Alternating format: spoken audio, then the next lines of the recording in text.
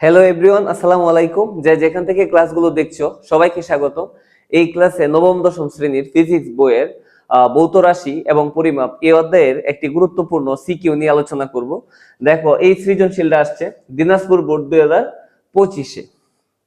তো দেখো উদ্দীপকে কি আছে, এখানে কি বলছে যে স্লাইড ক্যালিপার্সের সাহায্যে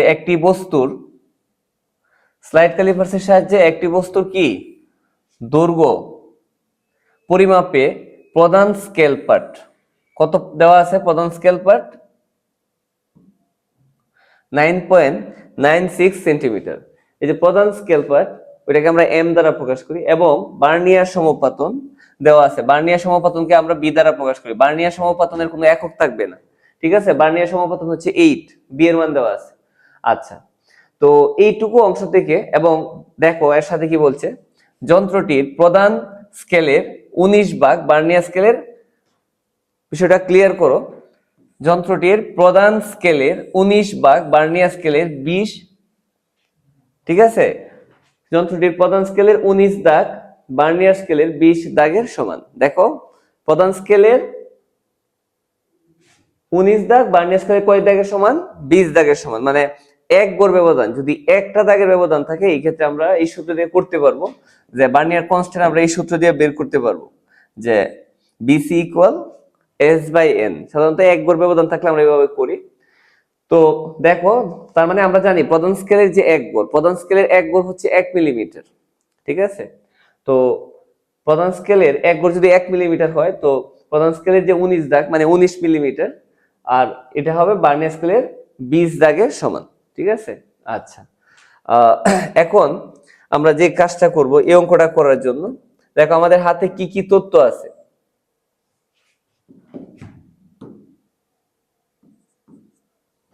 এখানে দেওয়া আছে প্রধান স্কেল পার্ট, ঠিক আছে? এম এর মান দেওয়া আছে।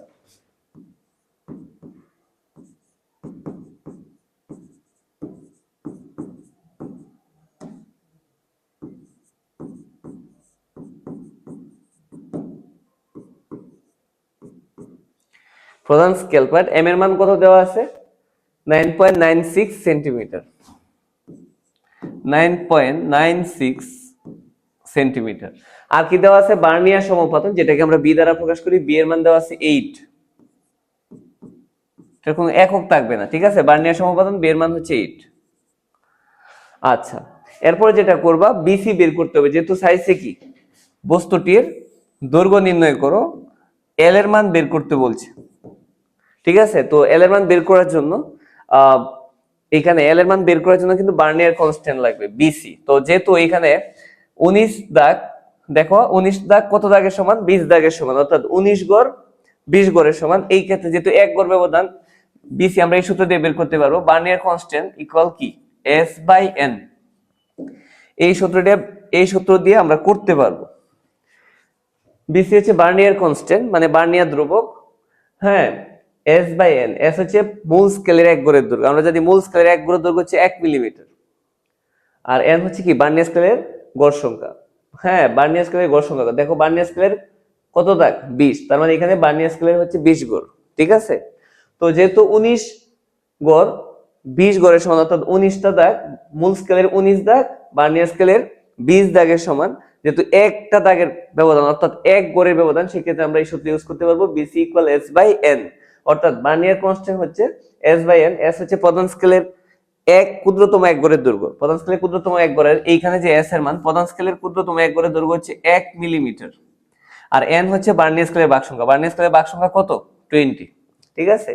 তো এই সূত্র দিয়ে আমরা বার্নিয়ার কনস্ট্যান্ট বের করতে পারবো বিসি। উপরে কি হবে? এস। এস হচ্ছে প্রধান স্কেলের বা মূল স্কেলের ক্ষুদ্রতম এক গড়ের দৈর্ঘ্য। মূল স্কেলের ক্ষুদ্রতম এক গড়ের দৈর্ঘ্য 1 মিলিমিটার বাই কি? এন মানে বার্নিয়ার স্কেলের ভাগ সংখ্যা। বার্নিয়ার স্কেলের ভাগ সংখ্যা কত? 20। এটা কত আসে? এইটা আসবে তোমার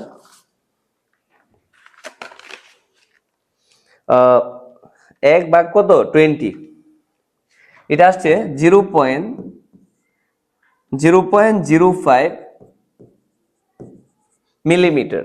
তো যেহেতু উপরে দেখো সেন্টিমিটার আছে, এটা মিলিমিটার থেকে কোথায় নিবা সেন্টিমিটারে, আর আমরা সবাই জানি যে 1 সেন্টিমিটার হচ্ছে 10 মিলিমিটার।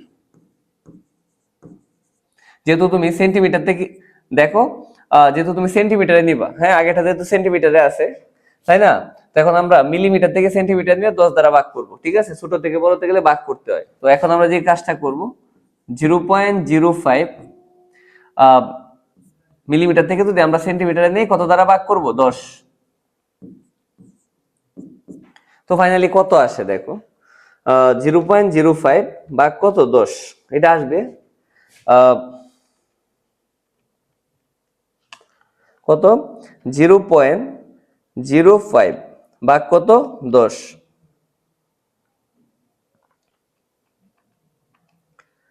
এটাকে যদি আমি নর্মাল করি তো এটা আসছে 0.005 সেন্টিমিটার, ঠিক আছে। তো কার মান বের করতে বলছে, বস্তুটির দৈর্ঘ্য, দৈর্ঘ্যকে আমরা কি দ্বারা প্রকাশ করি, এল, এল এর মান বের করতে বলছে, এল ইকুয়াল হোয়াট, ঠিক আছে। তো এটা আমরা বের করব এল এর মান। তো এই ক্ষেত্রে এল এর মান বের করার জন্য আমাদের হাতে যে সূত্র আছে,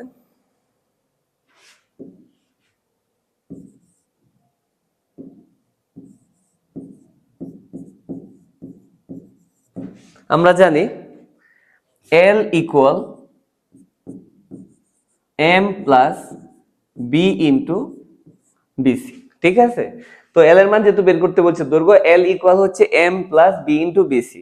তো এম এর যে মান দেখো, এম এর মান কত, 9.96, 9.96 প্লাস বি, বি এর মান হচ্ছে 8, বার্নিয়ার সমাপতন, ইন্টু হচ্ছে বিসি বার্নিয়ার কনস্ট্যান্ট, বার্নিয়ার দ্রব্যক হচ্ছে 0.005, 0.005। তো এটা ফাইনালি কত অ্যান্সার, 9.96 প্লাস 8 ইন্টু 0.05,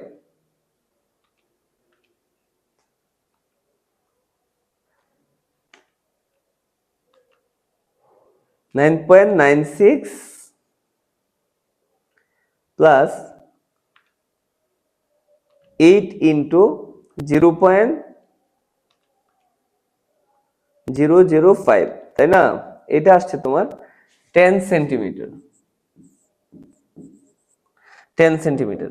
তো এই হচ্ছে তোমার কাঙ্ক্ষিত অ্যান্সার। আশা করি তোমাদের কাছে বিষয়টা ক্লিয়ার, যে যেহেতু বস্তুটির দৈর্ঘ্য বের করতে বলছিল, এই হচ্ছে এল এর মান, বস্তুটির দৈর্ঘ্য লেন্থ, এল এর মান না পারার কিছু নেই। প্রধান স্কেল পার্ট যেটা মেইন, হ্যাঁ প্রধান স্কেল পার্ট দেওয়া আছে, এখানে দেখো দেওয়া আছে 9.96, বার্নিয়ার সমাপতন দেওয়া, বার্নিয়ার কনস্ট্যান্ট জাস্ট বের করবা, বিসি বার্নিয়ার কনস্ট্যান্ট হচ্ছে এস বাই এন, এস হচ্ছে প্রধান স্কেলের ক্ষুদ্রতম এক গড়ের দৈর্ঘ্য মানে 1 মিলিমিটার, আর এন হচ্ছে বার্নিয়ার স্কেলের ভাগ সংখ্যা, বার্নিয়ার স্কেলের ভাগ সংখ্যা কত, 20, যেহেতু 20 মূল স্কেলের 20 গড়, বার্নিয়ার স্কেলের 19 মূল স্কেলের 19 গড়, বার্নিয়ার স্কেলের 20 গড়ের সমান 1 গড় ব্যবধান থাকলে আমরা এই সূত্র ইউজ করতে পারবো, তাই না। আচ্ছা, এই হচ্ছে তোমার, আর এল বের করতে বলছে, জাস্ট সূত্রটা অ্যাপ্লাই করলেই হয়ে যাবে, তাই না। আচ্ছা, এরপরে দেখো কি বলছে, যে বস্তুটির ক্ষেত্রফলে আপেক্ষিক ত্রুটি নির্ণয় করে, বস্তুটির ক্ষেত্রফলে আপেক্ষিক ত্রুটি নির্ণয় করে এর গ্রহণযোগ্যতা যাচাই করো, যেখানে ক্ষেত্রফলের গ্রহণযোগ্য আপেক্ষিক ত্রুটি হচ্ছে কত পার্সেন্ট, 8%। আচ্ছা, গ্রহণযোগ্য আপেক্ষিক ত্রুটি দেওয়া আছে, তো এখানে আসলে যেহেতু ক্ষেত্রফল বের করতে বলছে, আগের যে অঙ্ক এটা ছিল ওইটাতে আমরা কি পাইছিলাম, বস্তুটির দৈর্ঘ্য, দৈর্ঘ্য কত, 10 সেন্টিমিটার। তো দৈর্ঘ্য আগের যে ম্যাথটা ছিল ওইটা থেকে আমরা পেয়ে গেছি। আর দেখো প্রস্থ দেওয়া আছে, যে উক্ত যন্ত্রের সাহায্যে বস্তুটির কি নির্ণয় করে, প্রস্থ নির্ণয় করে মান পাওয়া গেল কত সেন্টিমিটার, 8 সেন্টিমিটার, ঠিক আছে, 8 সেন্টিমিটার হচ্ছে প্রস্থ, এবং পরিমাপে 5% আপেক্ষিক ত্রুটি। আচ্ছা, এই অঙ্কটা করার জন্য আমাদের একটু বুঝে করতে হবে, কারণ যেহেতু বলছে গ্রহণযোগ্যতা, এর গ্রহণযোগ্যতা যাচাই করো, কারণ যেহেতু এখানে একটা ক্ষেত্রফল বের করবা, বস্তুটির ক্ষেত্রফলের আপেক্ষিক ত্রুটি নির্ণয় করবা, কিন্তু এটা অবশ্যই এর গ্রহণযোগ্য গ্রহণযোগ্যতা যাচাই করো, যেখানে ক্ষেত্রফলের গ্রহণযোগ্য আপেক্ষিক ত্রুটি হচ্ছে কত পার্সেন্ট? 8%। তার মানে এটার ভিতরে যদি হয় 8% যদি হয় তাহলে তো হবেই, এর বেশি হলে কিন্তু এটার পরিমাপটা গ্রহণযোগ্য হবে না। ঠিক আছে, তো দেখো আমাদের হাতে আসলে গ থেকে যেটা পাইছিলাম যে বস্তুটির যে দৈর্ঘ্য,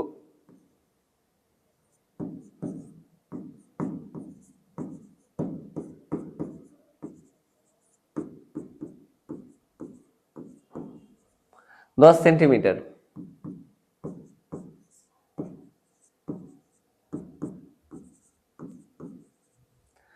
দৈর্ঘ্য 10 সেন্টিমিটার আর প্রস্থ কত? 8 সেন্টিমিটার।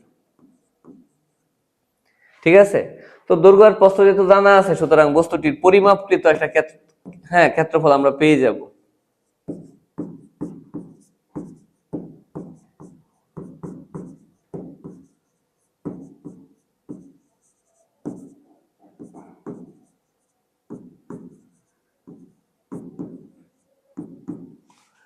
বস্তুটির পরিমাপকৃত যে ক্ষেত্রফল, কারণ আমরা জানি ক্ষেত্রফল কি, যেহেতু দৈর্ঘ্য এবং প্রস্থ আছে, ক্ষেত্রফলের সূত্র হবে দৈর্ঘ্য গুণ প্রস্থ। দৈর্ঘ্য হচ্ছে কত?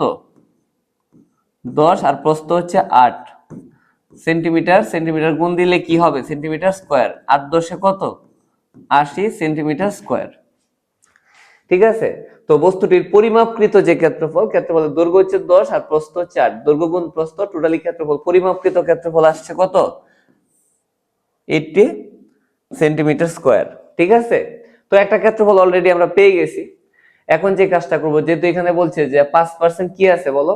আপেক্ষিক ত্রুটি। হ্যাঁ, তো এই কথাটা লিখে দিবা যে এখানে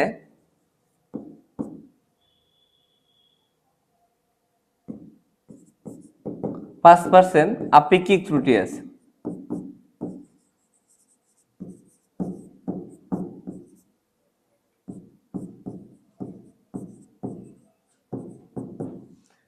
তো এখন যেহেতু দৈর্ঘ্য এবং প্রাথমিক যে অবস্থায়, দেখো প্রাথমিক অবস্থায় দৈর্ঘ্য এবং প্রস্থ দিয়ে কিন্তু একটা ক্ষেত্রফল পেয়ে গেছি, পরিমাপকৃত যে ক্ষেত্রফল 80 সেন্টিমিটার স্কয়ার। ঠিক আছে, তো এখন যেহেতু 5% আপেক্ষিক ত্রুটি বিদ্যমান, তো এখন আমরা যে কাজটা করতে পারবো এখান থেকে, যে সর্বনিম্ন যে দৈর্ঘ্য, শোনো এখন আমরা যে কাজটা করব, সর্বনিম্ন দৈর্ঘ্য এবং সর্বনিম্ন প্রস্থ দিয়ে একটা সর্বনিম্ন ক্ষেত্রফল বের করব, আবার সর্বোচ্চ দৈর্ঘ্য সর্বোচ্চ প্রস্থ দিয়ে একটা সর্বোচ্চ ক্ষেত্রফল বের করব, তারপরে আমরা জাস্ট মাইনাস করে এখান থেকে একটা চূড়ান্ত যে ত্রুটি এটা আমরা বের করব। ঠিক আছে, তো সর্বনিম্ন দৈর্ঘ্য, সর্বনিম্ন দৈর্ঘ্য কি হইতে পারে? দেখো এমনিতে দৈর্ঘ্য কত ছিল? 10, বুঝছো? কিন্তু সর্বনিম্ন দৈর্ঘ্য, এমনিতে দৈর্ঘ্য কত ছিল? 10। যেহেতু সর্বনিম্ন অবশ্যই মাইনাস করবা। কতটুকু মাইনাস করবা? 10 এর কত সেন্টিমিটার? ভালো করে বুঝো, সর্বনিম্ন দৈর্ঘ্য এমনি, স্বাভাবিকভাবে প্রাথমিক অবস্থায় দৈর্ঘ্য ছিল 10, সর্বনিম্ন, এই জন্য মাইনাস করবা। মাইনাস করবা 10 এর কত সেন্টিমিটার? একটু বোঝার চেষ্টা করো। 10 সেন্টিমিটারের কত? 5%। কত পার্সেন্ট? 5%। তো এইটুকু আসলে না বোঝার মতো কিছু নাই। আবার বলতেছি, সর্বনিম্ন দৈর্ঘ্য, এমনিতে দৈর্ঘ্য ছিল 10, সর্বনিম্ন এই জন্য মাইনাস করবা।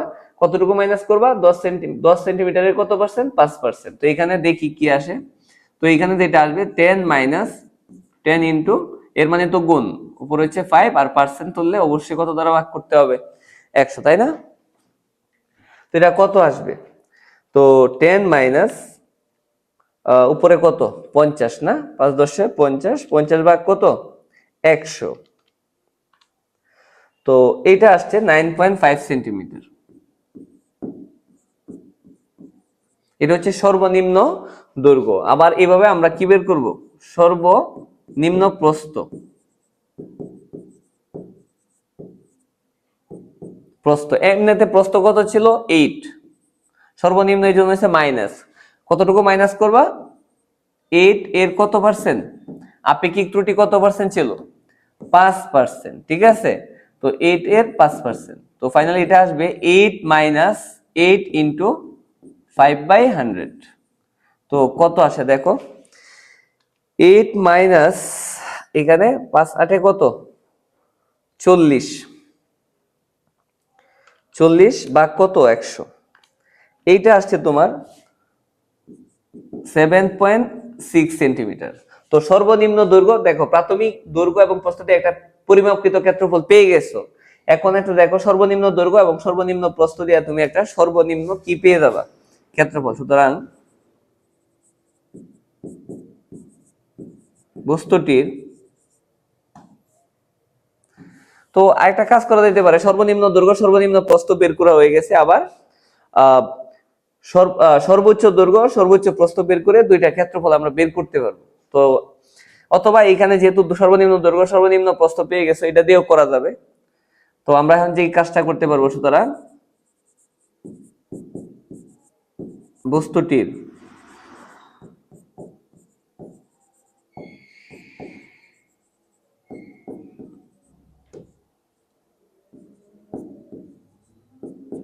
সর্বনিম্ন ক্ষেত্রফল, দেখো সর্বনিম্ন দৈর্ঘ্য কত, ক্ষেত্রফল মানে কি দৈর্ঘ্য গুণ প্রস্থ, যেহেতু সর্বনিম্ন ক্ষেত্রফল তো সর্বনিম্ন দৈর্ঘ্য এবং সর্বনিম্ন প্রস্থের গুণফল।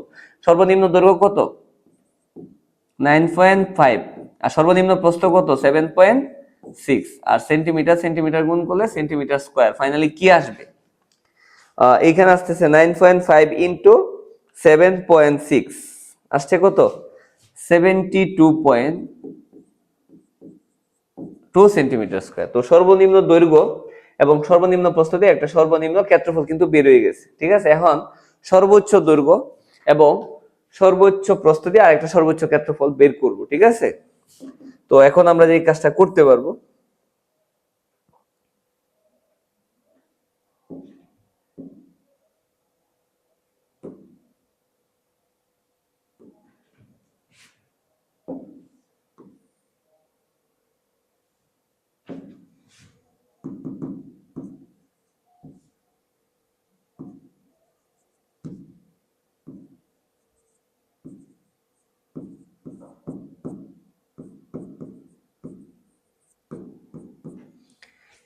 সর্বোচ্চ দৈর্ঘ্য দেখো এমনিতে দৈর্ঘ্য কত 10, সর্বোচ্চ এর জন্য কিন্তু প্লাস 10 এর কত কত পার্সেন্ট, 10 এর কত পার্সেন্ট 5%। তো এটা ফাইনালি কি আসবে 10 প্লাস 10 ইন্টু 5 বাই কত 100, এটা কত আসতেছে 10 প্লাস উপরে হচ্ছে 50 বা কত 100, 10.5 সেন্টিমিটার। ঠিক আছে, আবার সর্বনিম্ন সর্বোচ্চ দৈর্ঘ্য আবার সর্বোচ্চ প্রস্থ। ঠিক আছে, তো আগেটা কি করছিলাম, সর্বনিম্ন দৈর্ঘ্য এবং সর্বনিম্ন প্রস্থ দিয়ে সর্বনিম্ন ক্ষেত্রফল, এখন সর্বোচ্চ দৈর্ঘ্য সর্বোচ্চ প্রস্থ দিয়ে একটা ক্ষেত্রফল। তো এমনিতে প্রস্থ কত ছিল 8 প্লাস যেহেতু সর্বোচ্চ প্লাস 8 এর কত পার্সেন্ট 5%। তো ফাইনালি কি আসছে 8 প্লাস 8 ইন্টু 5/100।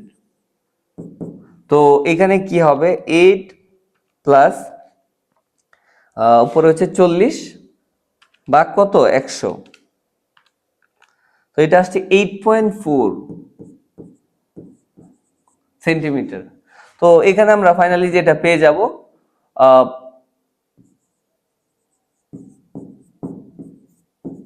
বস্তুটির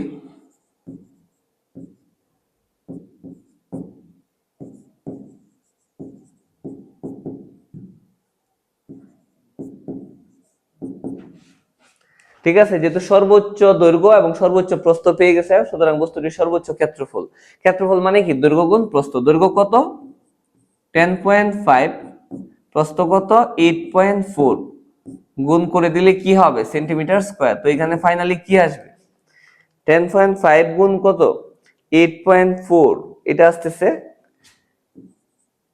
88.2 সেন্টিমিটার স্কয়ার। তো দেখো একটা পাইছো কিন্তু সর্বোচ্চ, একটা কি পাইছো দেখ এখানে দেখো সর্বনিম্ন ক্ষেত্রফল, আর একটা পাইছো সর্বোচ্চ ক্ষেত্রফল। এই সর্বোচ্চ এবং সর্বনিম্ন ক্ষেত্রফলটা কার থেকে মাইনাস করবা, পরিমাপকৃত ক্ষেত্রফল থেকে মাইনাস করবা। তো এখানে আমরা পেয়ে যাব যে ক্ষেত্রফল পরিমাপের যে ত্রুটি।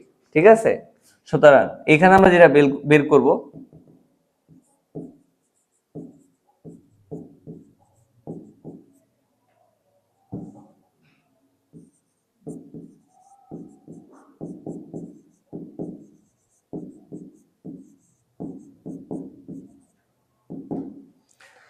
ক্ষেত্রফল পরিমাপের যে ত্রুটি, তো ক্ষেত্রফল পরিমাপের ত্রুটিটা কি হবে?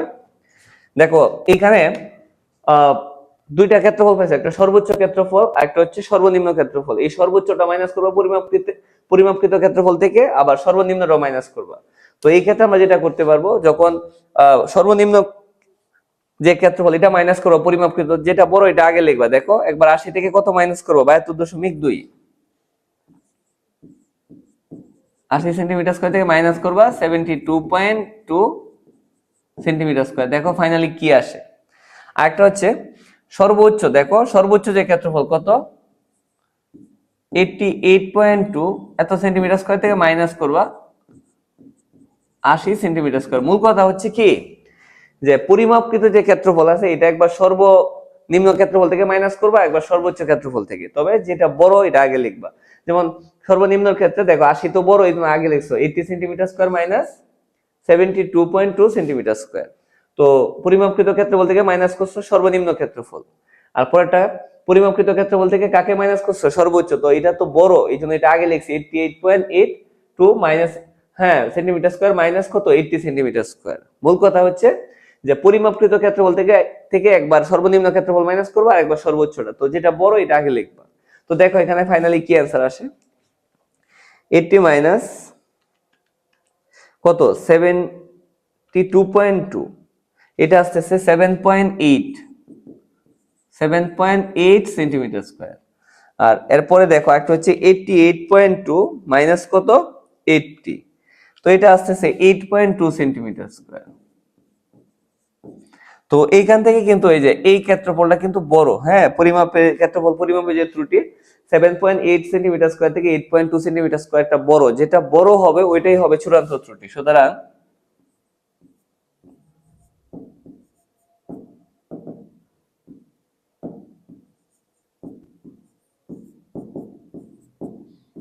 চূড়ান্ত ত্রুটি কত নেওয়া হবে? 8.2 সেন্টিমিটার স্কয়ার। এখন আমরা কি বের করতে পারবো? বস্তুটির ক্ষেত্রফলে আপেক্ষিক ত্রুটি। ঠিক আছে, এখন আমরা জাস্ট আপেক্ষিক ত্রুটিটা বের করতে পারবো।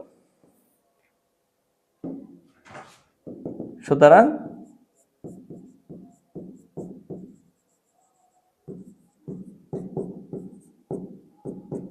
আপেক্ষিক ত্রুটি ইকুয়াল হচ্ছে চূড়ান্ত ত্রুটি বাই পরিমাপকৃত ক্ষেত্রফল, বা পরিমাপকৃত মান।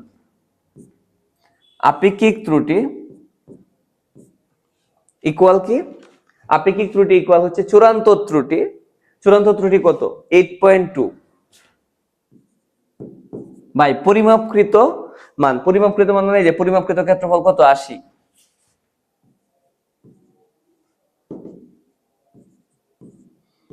ইন্টু কত পার্সেন্ট? 100%। ঠিক আছে, তাহলে আপেক্ষিক ত্রুটি হচ্ছে চূড়ান্ত ত্রুটি বাই পরিমাপকৃত মান। চূড়ান্ত ত্রুটি হচ্ছে 8.4 বাই হচ্ছে পরিমাপকৃত মান। পরিমাপকৃত মান এই যে এখানে বস্তুটি পরিমাপকৃত ক্ষেত্রফল ইন্টু কি? 100%। তো এখানে কি আসবে? দেখো 8.2 ইন্টু কত? 100 ভাগ কত? 80। তো এটা আসতেছে 10.25 এত পার্সেন্ট। তো এইখানে প্রশ্নে কি চাইছিল? এটা হচ্ছে ফাইনালি অ্যান্সার আসছে যে আপেক্ষিক ত্রুটি আসছে 10.25%। অথচ বলতেছে যেখানে ক্ষেত্রফলের গ্রহণযোগ্য আপেক্ষিক ত্রুটি কত পার্সেন্ট? 8%। কিন্তু এটা গ্রহণযোগ্য হতো যদি 8% হতো, কিন্তু এখানে আপেক্ষিক ত্রুটি এসে পড়ছে 10.25, মানে আরো বেশি আসছে। তার মানে এটা পরিমাপটা কি হবে না? ঠিক হবে না, গ্রহণযোগ্য হবে না। এখানে লিখে দিতে পারো যে যেখানে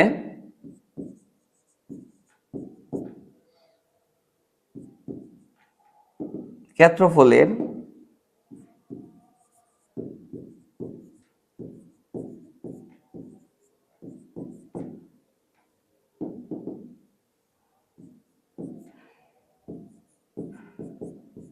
গ্রহণযোগ্য ত্রুটি কত পার্সেন্ট? 8%। যেখানে ক্ষেত্রফলের গ্রহণযোগ্য ত্রুটি, গ্রহণযোগ্য আপেক্ষিক ত্রুটি কত পার্সেন্ট?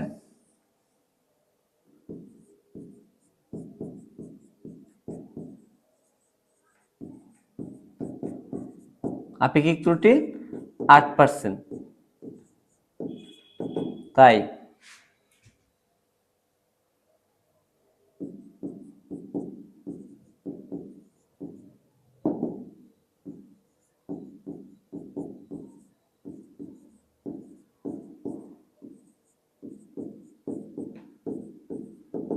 গ্রহণযোগ্য নয়।